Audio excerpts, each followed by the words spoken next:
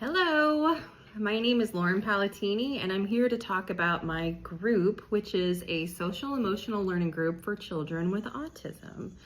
So first I want to talk about the various barriers that children with autism face within their development that have impactful effects on their behavior in adulthood and ultimately their ability to achieve their personal goals.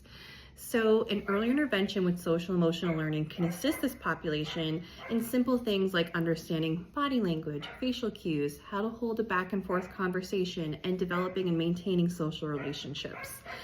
Through the implementation of my socialization group, the results for these children would include personal and professional successes while providing the opportunity for meaningful social relationships. These groups will take an activity-based approach, which will not only make learning fun for the children, but it will consist of effective interventions such as role-playing, journaling, peer mentoring, distress tolerance, and guidance in interpersonal conflict resolution. So, this group is rooted in social and emotional skills and will focus on 5 skills for children with autism to sharpen, which are self-management, like goal setting, emotion management, and impulse control, self-awareness, strength and needs recognition, emotional identification, growth mindset development, relationship skills, cooperation, conflict resolution, communication, social awareness, empathy, diversity appreciation, perspective sharing, and responsible decision making, considering consequences of behavior and its effect on others. A group approach to social emotional learning for children with autism provides a variety of benefits. Through practicing social skills with other members of the group, each participant will be improving their interactions and relationships in real time. A sense of community and belonging is also fostered within the group. Because empathy is harnessed between members and their challenges, this group approach leads to enhanced feelings of peer support. This support also leads to lower feelings of anxiety within social interactions in general. Communication skills are also fashioned with exercises and practices between members of the group. Through my proposed activities, these children will also build upon their confidence. The activities to increase social skills in this treatment group include role-playing, self-monitoring journals, emotional identification games, self-management strategies, mindfulness, reflection sheets, peer mentoring, family involvement, and recognizing strengths in others and offering compliments. So I'm going to rewind a little bit, and I kind of want to just go over the demographics of this population that we are treating. So in our country, the United States, 1 out of 31 children have autism, boys being 4 times more likely to receive this diagnosis. The specific population my group will be treating are children with autism between the ages of 3 to 8 years old. According to the CDC, 3.2% of children in this age range have autism in the United States. This group in particular benefits from social emotional learning because they are prone to risky behaviors such as elopement and self-injurious behavior. Learning, I'm going to say SEL instead of social emotional learning. Learning SEL skills will offer this population self-regulation skills and social skills that will assist in functioning in the classroom environment. Through learning how facial expressions exhibit certain emotions and how their behaviors are perceived from others, allow them to strengthen their imitation and turn-taking skills, as well as maintaining attention in classroom settings. Another need for social emotional groups for this population is that with understanding their negative emotions, they'll be better able to manage their aggression and frustration in social situations. By acquiring healthier social behaviors, this population will be able to create and maintain social relationships, which ultimately heightens their quality of life. So I'm going to go over my session agenda. My sessions will be activity-based, rooted in social emotional learning that encourages the child to be engaged and receive enjoyment with a lesson at hand. Over time, which was once an issue like socialization, can be associated with something fun, the activity. This intervention is critical for addressing socialization challenges at the appropriate time in childhood development so that during adulthood, people with autism have an enhanced quality of life and are able to achieve their personal, professional, and humanitarian goals and feel part of their communities, which will also benefit from their presence and contributions. As mentioned previously, children with autism have higher levels of elopement and self-injurious behaviors, which are the product of the population's inability to manage their emotions and identify those in others. These challenges contribute to functioning in the classroom and the ability to make and maintain relationships. As a result, their mental health suffers. In my group, emotional regulation will be taught to children with autism in efforts of creating self-soothing practices, face negative emotions, and continue with activities, being aware of one's own emotional state. The objective of my group is to promote social skill learning with emotional regulation, distress tolerance, mindfulness, and interpersonal effectiveness. These are the tenets to dialectical behavioral therapy, otherwise known as DBT, which is an effective evidence-based intervention when working with this population. Perspective taking, emotional regulation, and executive functioning are challenges children with autism face.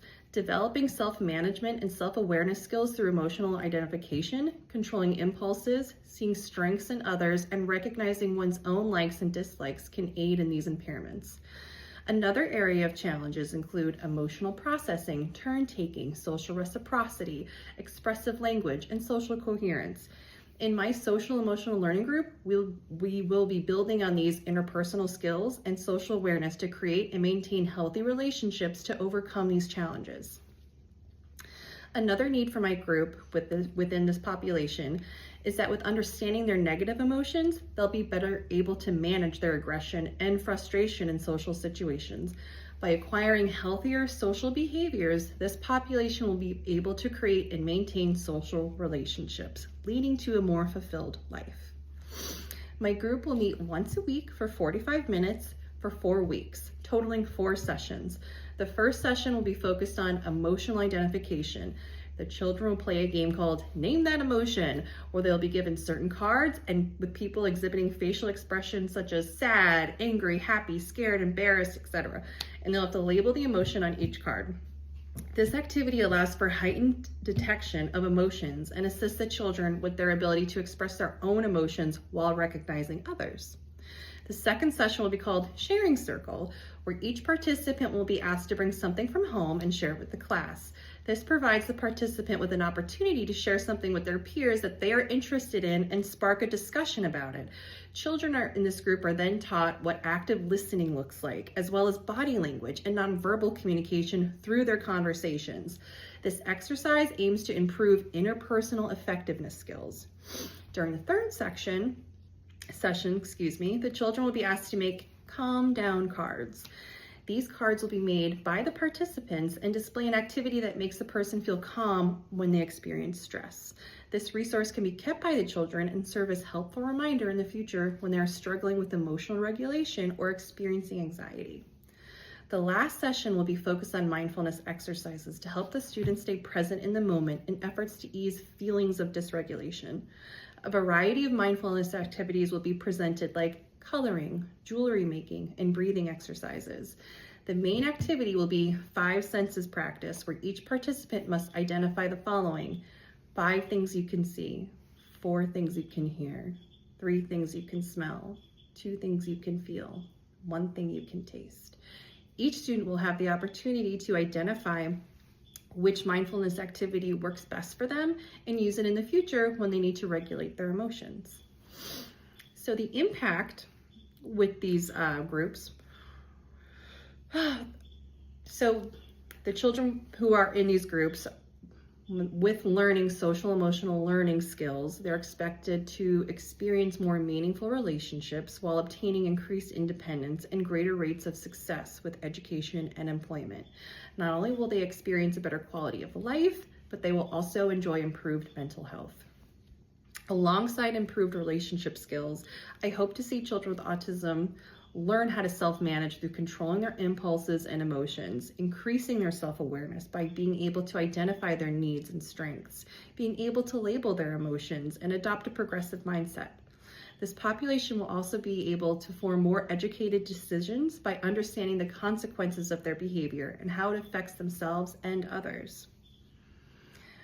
So, moving on to the evaluation.